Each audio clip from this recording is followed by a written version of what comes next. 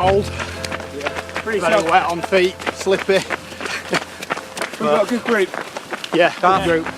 Helping each other out. But we made a great team, so yeah, it was a little bit easier for us.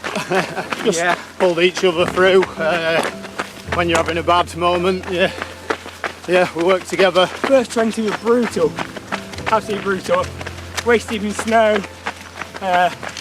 Going across Crossfell was pretty tough. John's noodles were good though, weren't they?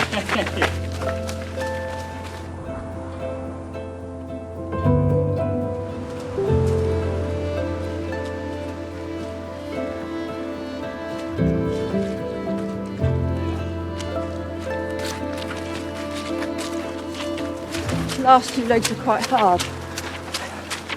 Snow and ice and then rain and sleet. But yeah, apart from that it's all good. It's nice to run on grass rather than trying to run through like thawing snow.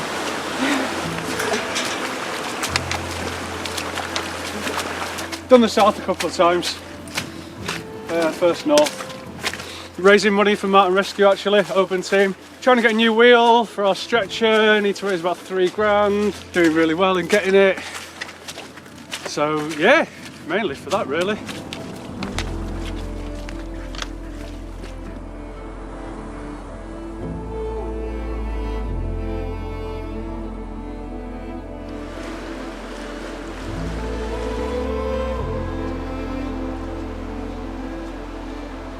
Very tired, feet are sore. It was horrendous last night. Really energy sapping through the snow and stuff. Crossfell was absolutely horrendous. Horizontal rain, trudging through snow, couldn't even see the cairns. I was just so relieved to get off it. Stopped at Greg's hut for some noodles, warmed up, got better as we went down further down, but Crossfell was awful. I'm still in high spirits. I didn't finish last time, so I want to finish this time. Because I'm not coming back, he says. Took a bad tumble before first checkpoint. I'm running with Nicky Spinks and just smashed me back in. It was alright in checkpoint one, but it just started aggravating me a bit. Took a couple of bad routes. Took the left route from top. I'm looking to my right and there's a really big cliff edge. I'm like, wow, went wrong way here. And Crossfell were dangerous really. I'm just glad there were about 4 or 5 of us looking after each other. You alright? Hi, welcome to Ulster. Congratulations. Sorry for the steps.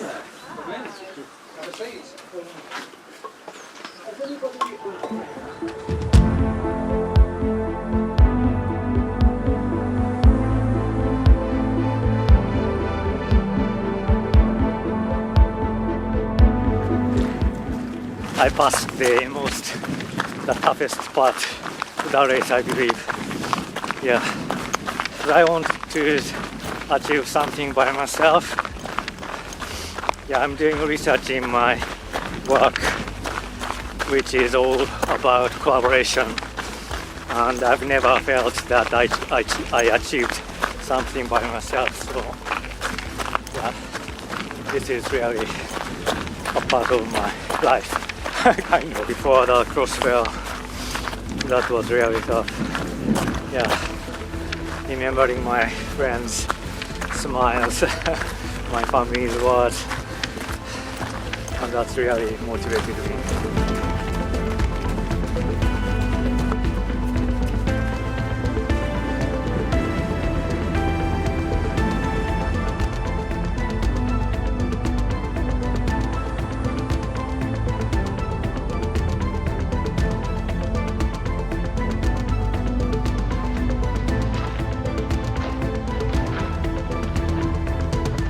Nice, the sun's come out at last.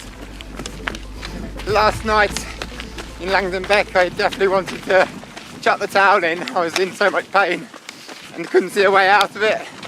But a bit of rolling and a bit more sleep got me through. And then, yeah, ever since I went out the door and started to try, it's been pretty good over Crossfell and into Dufton. It's more about the race, isn't it, really, now? The conditions are so extreme from what we had on Sunday to and to today just made things very slow and tough going. Yeah, my legs were like rock solid, like my adductors, my glute med. And I went into the doctors and the medic and went, I'm not sure I can do this. I can't hardly walk. And then he had a good idea of putting some warm water in his Nalgene. And then I used that to ease the muscles, took a couple of painkillers, slept for another hour, and then that was pretty much, well, let's go and see the challenge for me of something that I've not accomplished before, and trying to get the best out of myself over something so hard.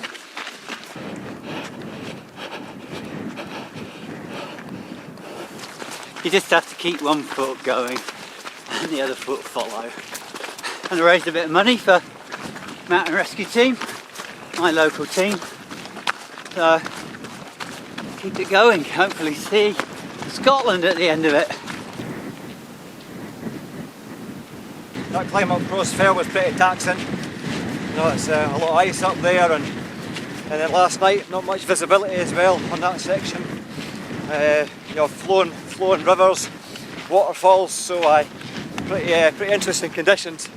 Well, done the winter sprint, and I think it's all about, you know, trying to find your level. You know, what you're capable of. I enjoy the physical and mental challenge of it, actually.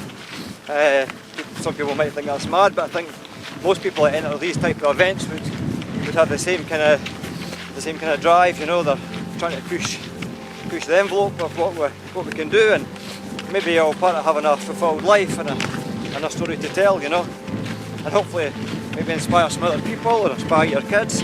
So I think it's all about that.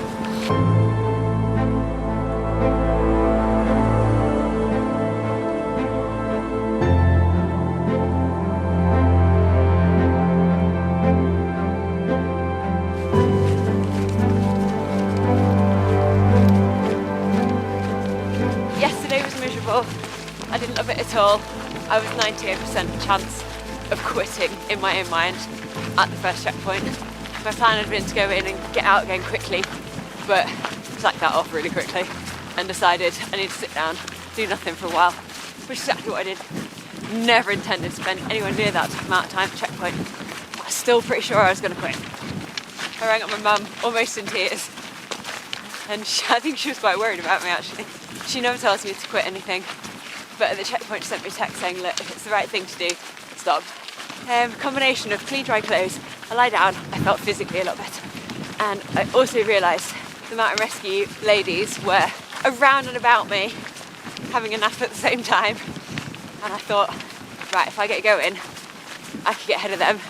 That was definitely motivation. But my mum is definitely where I've got that slightly ridiculous, crazy, sporting instinct from.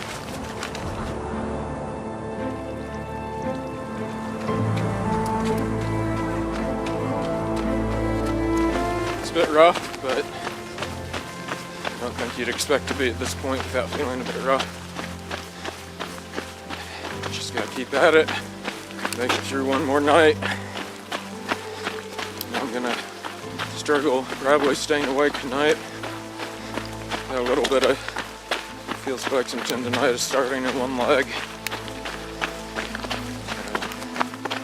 You know, it's just what happens when you're nearly 200 miles into something. Get to the finish, then I can sleep.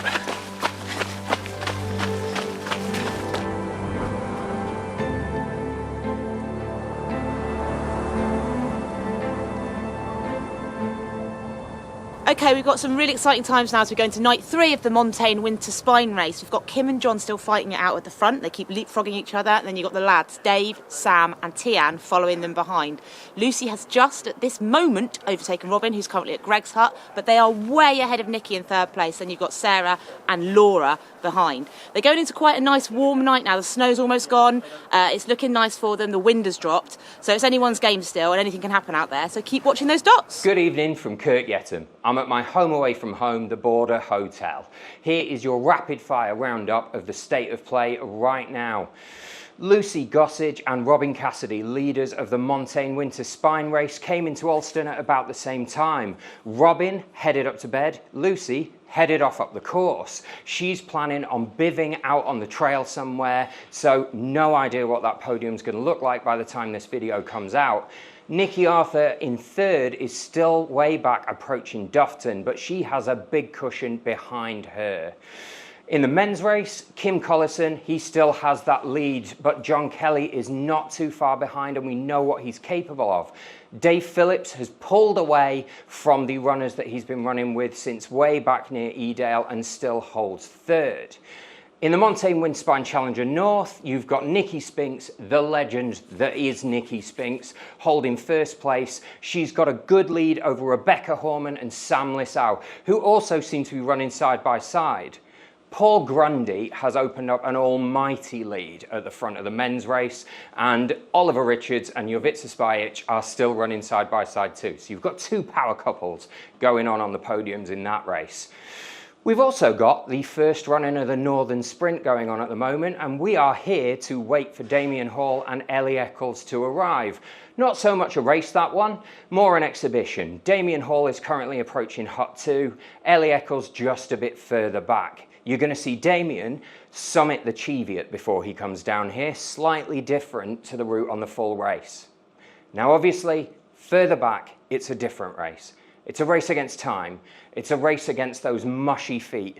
It's all about keeping on top of your admin and keeping moving forwards. And the cut-offs are creeping up. At the time of recording this, we've got Phil Bristow right at the back trying to get to Hawes before the cut-off at 8 p.m.